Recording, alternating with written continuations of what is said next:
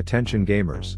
As someone who has been playing the role attack damage complainer since well before Riot started calling us markspeople during the whole go woke or go broke phase, it's real interesting to see a bunch of streamers adopting the role that is notorious for Riot having to bribe people with missions to play. The role that makes longtime players of this game want a Caitlyn ult themselves. You have Dante's pacing around his dirty dorm room ranting about how building one tank item is game changing on ADCs. When everyone knows that the best defense for us is a good offense. Then some WoW streamer named after a children's game is proving that trio queuing and solo queue is one way for ADs to get seed. And who can forget about the guy who lifts double? He's not really a part of this conversation, but he makes today's shit list for his reaction to my content. Dude, okay, I think part of it is the AI voice that this guy chooses. I actually have nothing against AI voices, but this one in particular, something wrong with it. It might be the same one. It seems like it's the exact same one they use for like films and movies recaps. Can't win them all, but it sounds like I have his girlfriend on my side. It's funny because it's a robot voice that's saying a bunch of really, you know, terrible things. I see. And it's worth walking down memory lane to that time when another streamer didn't give my content a chance to see what happens. Clearly some naked Eskimos were in his chat that night and recommended my channel, to which he said, I don't know who this is, man. Yet he clearly had watched the video on my channel about my wife, which is suspicious. Oh, I've watched a video though. Ugh, I told that idiot to clear his cache after. Anyways, he starts skipping through my content like a madman, thinking he can just pick up on the end of a long inside joke, as if I don't write 15 damn page essays every video setting the scene for my dumb stories and jokes. So naturally this careless viewer behavior results in an initial reaction that looked like this. I don't get it. Wait, are you guys actually laughing? And sure enough, this was accompanied by the Me Too roosters popping their dumb little heads out of their conformity cages to just agree with his opinion rather than having one of their own. But I have news for you, Coach LS, my immature and cringy jokes have broken better men than you. And sure enough, we earned our first little crack. that one was good.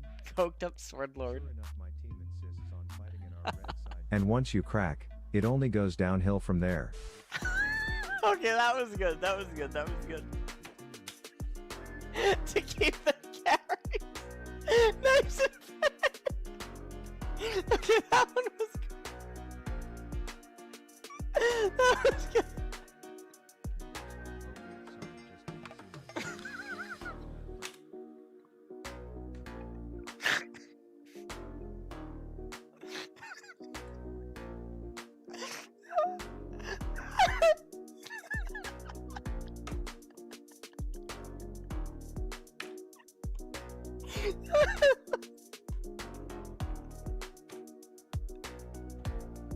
Okay, that one's good. That was good. Oh my god, that was good. And the Me Too roosters were sure to follow.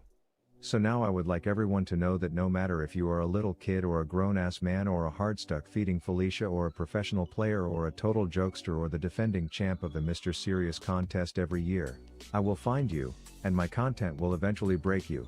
That said, to their credit and the credit of other streamers, they are climbing in this role, but this is a full-time job for them. One they take very seriously. Damn it, they ban Young Fappy Steamo. Yes, baby? I do want to go with you, baby, but...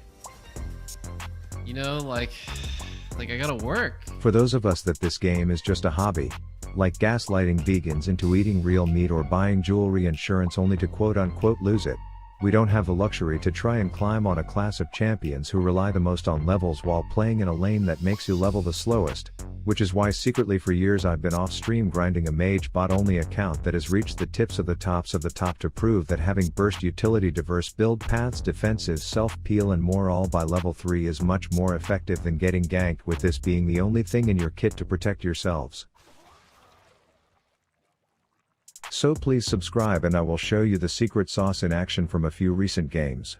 The first champ I like to run is AI Elsa from Frozen, because paired with a support that brings any level of CC you can make a bitch rooted deeper than a weed, and then you pull that bitch, which in this case ends in an awkward stare down between me and their resident right clicker.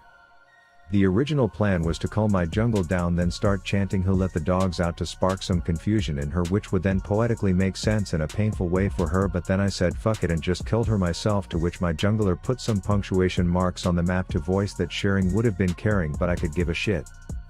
Anyways, as an ADC, sure, you could see a support run back to lane and zone them out, maybe fire a jinx potato at her, but as a mage I can just hit a titty teleport and then Austin powers the shit out of her, and I'm sure if she could talk she'd be saying fuck this guy for not playing a meta champ that is typically useless at the 7 minutes mark, but of course she can't because she's mute and in this case deceased. This leaves the enemy treating bot lane more like a tag team match instead of a duo experience, so I pepper the ADC a bit like I'm seasoning a filet mignon, and then I flash freeze that bitch before requesting she deep fry herself back in base. Sure, this is strong early, but it also scales, as before I even finish my first full item we can ask that harpist if she can play Tears in Heaven by Boyce Avenue, because there is about to be a surprise funeral. Seeing as I'm ranked 16 in the world, you would think a challenger support would learn their lesson that unlike an ADC I actually have a gap closer, but that just shows the level of elo inflatedness of enchanters in this ball cuffers and e-girl friendly game. Anyways, a wise man would say freeze wave and punish here, but why freeze the wave when I can freeze a Sona for the 12th time before saying sticks and stones may break my bones but tower shots can lick this popsicle, as I then take the tower chase down that flailing fucktard once more, and by 15 minutes that's really all the enemy team has the patience to endure today, and that's typically how they go. A second champ I like to play only if I can convince my support to be the peanut butter to my jelly is Ziggs. The idea is they place a cage and then I violently introduce someone to the wall of said cage, as I so elegantly demonstrated how not to do that here. This is a good counterexample that some people may say may be where a traditional ADC has an advantage, because I am more reliant on that mythic concept of cooldowns that existed before the idea of ability haste, but as you can see, even at level 2 it still isn't enough for this gothic Halo 2 weapon collector to take me down. There's a lost chapter that I always find from a book called You Miss 100% of the Shots You Don't Take, and that chapter inspires me to just chuck shit at the goth every second I can, which makes him dance like a coked up stripper even if I'm aiming like I was roofied, because he won't be able to dodge forever. Then I can only assume he is like shit, fuck I died and they pushed, but at least it was a cannon wave so I didn't miss much XP, and that's when we immediately tie him up, bounce him around, make him drink some of this lab rat piss I keep in these vials, and then laugh as he wastes his flash just to have to go back to base and miss 3 more waves immediately. And the cope is that ADCs can take objectives better than mages, but that's not really the case anymore, as mage auto slap statues, and I also have some coke and Mentos contraptions to implode them when they are low on this rat. I then roam mid because there's so many plates just begging for my attention. You'd think this is that scene in Beauty and the Beast where the teapot is rapping about providing 5-star service, but of course bot lane shows up because their ego is on the line, so I chuck some shit at the goth and then let autopilot Annie take him down. We then regroup because I wanna say knock knock Renata, you glad I didn't say banana, but the tower decided to set a world record lock onto me, which did slightly piss on my parade in this clip if I'm keeping it real. Let's talk about impact on objectives.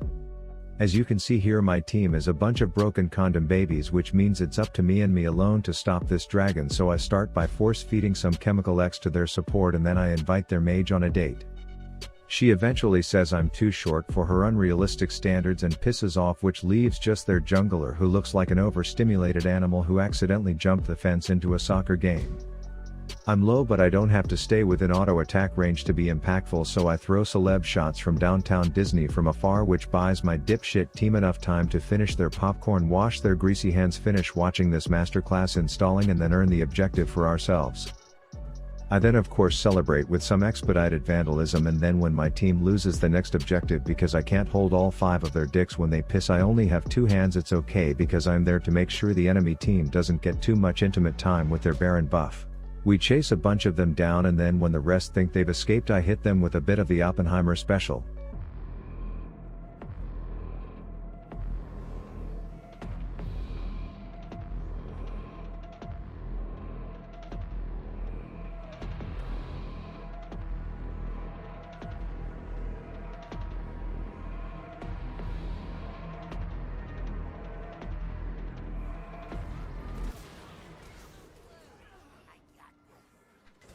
I will say I was dealt a fucking cruel hand in this game when it came to some of the teammates God chose to bestow on me, so I hedged my bets by taking down as much real estate as I could in my downtime.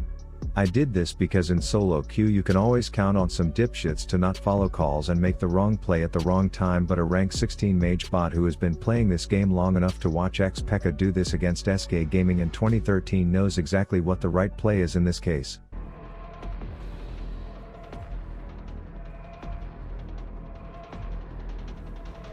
The last example to showcase is the champ I picked when I have a troll-ass support like Silas and I need to be useful even if I'm playing this lane 1v2. And when this support engages without warning at level 2, make sure there are fireworks to decorate the festivities, only to be left more blue-balled than the medical waste of a neutering operation, but then 2 chains is all like my chain hang to my ding-a-ling and I'm cool with it. And if you were to ask me when I woke up that day if I ever thought I would have a Silas support and also that I would be happy about it, I would say that doesn't sound like me, but here I am loving it and letting gens count to 4 before passing away in front of me. Then me and my support open an event planning business with unique themes like tsunami surprise parties that on occasion have been known to injure some guests, but we did buy good insurance that covers fire damage.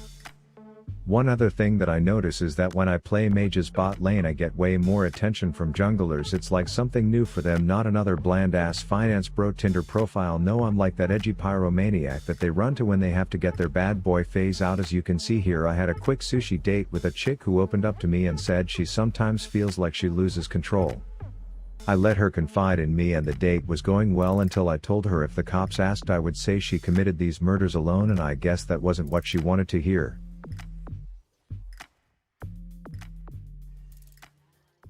Heading mid and I heard my support humming the beat to the famous Broadway song Anything You Can Do I Can Do Better as the aerial fucks a set into tower and lets me roast some marshmallows over his sizzling corpse for the assist. Believe it or not, my team is losing, and that's because the enemy has these cringe ass team meetings where they all meet up and do dumb shit together. So the second I got wind of one of those I said hot potato is a great team building activity, but they failed that exercise epically when they left one of their own to die because no one else wanted to hold said potato. When objectives are up I spare no expense to make sure the environment is comfortable and not fishy smelling for my co-workers. If midget emos are in the area trying to be Debbie Downers around my team who need to be in the right mindset for a comeback, I make sure to promptly uninvite them from the party. Then normally at 30 minutes into a game, if a grown-ass set gets in range to ult an ADC, it's pretty much toast for them, but for me the experience is a bit different. And because I have build diversity in this one, I'm doing a double dot setup like a little sizzle slut who likes to slow cook his sushi before letting it burn in the background while he is busy tending to other important issues. Anyways, the enemy team gets a bit desperate typically, as they definitely don't make a comeback in this one, so I will just show us winning and me getting promoted to challenger from it. So remember to subscribe and brush your teeth tonight. Rav out.